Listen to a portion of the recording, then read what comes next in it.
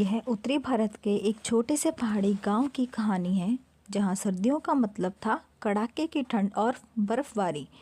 सूरज की रोशनी मुश्किल से पहाड़ों की चोटियों तक पहुंच पाती थी और हवा में हमेशा एक सर्द एहसास घुला रहता था। इसी गांव में एक छोटी सी पत्थर और मिट्टी की बनी झोंपड़ी में रामू और उसकी पत्नी पार्वती अपने 3 बच्चों 12 साल की मीना, 9 साल के किशन और 5 साल की छोटी लाली के साथ रहते थे। रामू एक दिहाड़ी मजदूर था। गर्मियों में वह खेतों में काम करता था या जंगल में लकड़ियां काटकर बेचता था।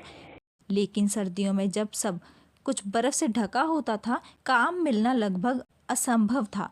पार्वती गांव के कुछ घरों में छोटे मोटे काम करती थी, लेकिन ठंड में उसे भी बाहर जाने से परेशानी होती थी। इस साल की सर्दी कुछ ज़्यादा ही बेरहम थी।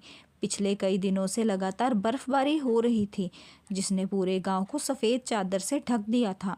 सड़कें बंद थीं और बाजार से राशन लाना एक बड़ी चुनौती बन गई थी। रामू के पास जो थोड़ा बहुत राशन था वह ख़त्म होने की कगार पर था। एक शाम जब सूरज ढल चुका था और बर्फीली हवा खिड़की के छोटे से छेद से अंदर घुस रही थी, बच्चे ठंड से कांप रहे थे।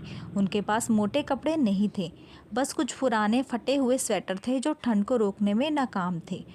माँ, मुझे भूख लगी है, लाली ने अपनी माँ की गोदी में सिकुड़ते हुए कहा। उसकी आवाज़ ठंड से कांप रही थी। मीना और किशन भी अपनी माँ की तरफ देख रहे थे। उनकी आंखों में भी भूख और निराशा थी। पार्वती ने अपने बच्चों को कसकर गले लगाया। उनका दिल भारी हो रहा था। आज उनके पास खाने के लिए कुछ भी नहीं था। सुबह उन्होंने बस थोड़ा सा बचा हुआ मकई का दलिया खाया था और अब रात के लिए कुछ भी नहीं था। रामू उदास होकर चूल्हे के पास बैठा था, जहां आग बुझने वाली थी। उसने पूरे दिन बर्फ में भटककर काम ढूंढने की कोशिश की थी, लेकिन सब व्यर्थ। उसका शरीर ठंड से अकड़ा हुआ था और उसके हाथ पैर सुन्न पड़ गए थे। क्या करे पार्वती, रामू ने धीरे से कहा। आज तो कुछ भी नहीं मिला, बच्चों को क्या खिलाएंगे? पार्वती ने गहरी सांस ली। वह कभी हार मानने वाली औरत नहीं थी। उसने अपनी आंखों में एक उम्मीद की किरण तलाशी। देखो जी, पार्वती ने कहा, आज सुबह जब मैं लकड़ी लेने गई थी तो मैंने अपनी झोंपड़ी के पीछे बर्फ के नीचे कुछ हरे भरे पत्ते देखे थे। शायद वो जंगली साग हो। रामू ने उसकी तरफ देखा। जंगली साग? इस बर्फीली ठंड में? हाँ जी, मुझे लगा कि वो साग ही था। अगर हम तोड़ लाएं तो कम से कम बच्चों को कुछ तो मिल जाएगा। पार्वती ने अपनी बात पर जोर दिया। रामू थोड़ा झिझका। बाहर कड़ाके की ठंड थी और अंधेरा गहरा हो रहा था, लेकिन बच्चों के भूखे चेहरे देखकर उसे हिम्मत आ गई। ठीक है पार्वती, तुम बच्चों को संभालो, मैं अभी जाकर देखता हूँ, रामू ने कहा। देखो बच्चों, तुम्हारे पिताजी अभी तुम्हारे लिए स्वादिष्ट साग लेने जा रहे हैं। फिर हम गर्मा गर्म साग और रोटी खाएंगे। बच्चों के चेहरे पर थोड़ी सी खुशी आई। उन्हें पता था कि उनके माता पिता कभी उन्हें भूखा नहीं सोने देंगे। बाहर रामू ने देखा कि बर्फ तेजी से गिर रही थी और हवा बर्फीले चाकू की तरह चुभ रही थी। उसने अपनी झोंपड़ी के पीछे वाली जगह पर जाने की कोशिश की, जहां पार्वती ने साग देखने की बात कही थी। बर्फ इतनी गहरी थी कि उसके घुटनों तक आ रही थी। उसे हर कदम पर संघर्ष करना पड़ रहा था। काफ़ी देर ढूंढने के बाद उसे सच में बर्फ़ के नीचे कुछ हरे हरे पत्ते दिखाई दिए।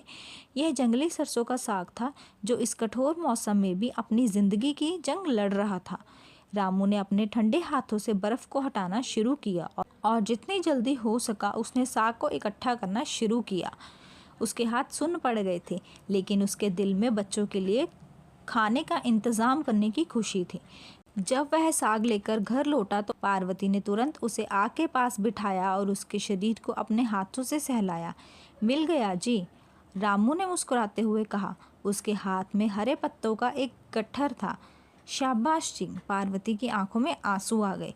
अब बारी थी साग बनाने की। उनके पास ना तो पर्याप्त मसाले थे और ना ही तेल, सिर्फ थोड़ा सा नमक, हल्दी और 1-2 सूखी लाल मिर्च। पार्वती ने साग को अच्छी तरह से धोया। बर्फ़ में होने के कारण साग काफ़ी ठंडा था और उसे धोने से उसके हाथ और भी ठंडे हो गए थे। उसने एक पुरानी हंसिया से साग को बारीक बारीक काटा। अब चूल्हे पर पतीली चढ़ाने की बारी थी। रामू ने जैसे तैसे एक सूखी लकड़ियाँ और गोबर के उपले जलाए।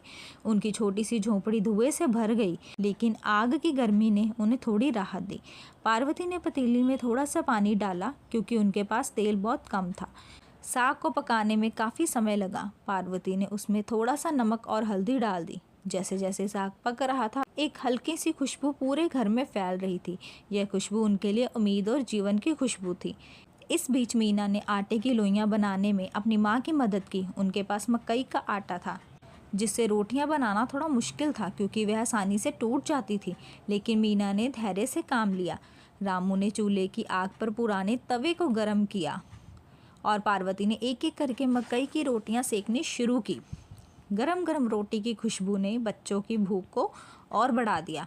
जब साग अच्छी तरह पक गया और रोटियां भी सिक गई, तो पार्वती ने थालियां लगाई। आ जाओ बच्चों, खाना तैयार है, पार्वती ने प्यार से कहा। बच्चे तुरंत खाने की मेज पर आ गए। उन्होंने खाना शुरू किया। गरम गरम मकई की रोटी और जंगली साग इस बर्फीली ठंड में किसी अमृत से कम नहीं था। माँ, यह साग कितना अच्छा है, किशन ने मुंह भरकर कहा। मीना और लाली भी सर हिलाकर सहमत हुई। रामू और पार्वती एक दूसरे को देखकर मुस्कुराए। उनके बच्चों के चेहरे पर संतोष देखकर उनकी सारी थकान और चिंताएं दूर हो गई। उन्हें लगा कि उन्होंने दुनिया का सबसे स्वादिष्ट भोजन खाया है। उनके लिए यह सब बड़ा धन था। खाने के बाद उन्होंने कुछ देर आग के पास बैठकर बातें की। रामू ने बच्चों को गांव के पहाड़ों और नदियों की कहानियाँ सुनाई। पार्वती ने बच्चों को उनके स्कूल और दोस्तों के बारे में पूछा। आज रात भले ही उनके पास पर्याप्त गर्म कपड़े नहीं थे, भले ही वे एक छोटी सी झोंपड़ी में रह रहे थे और बाहर बर्फीली तूफानी हवा चल रही थी, लेकिन उनके दिलों में एक दूसरे के लिए प्यार और गर्मजोशी थी। उन्हें लगा कि वे दुनिया के सबसे अमीर लोग हैं।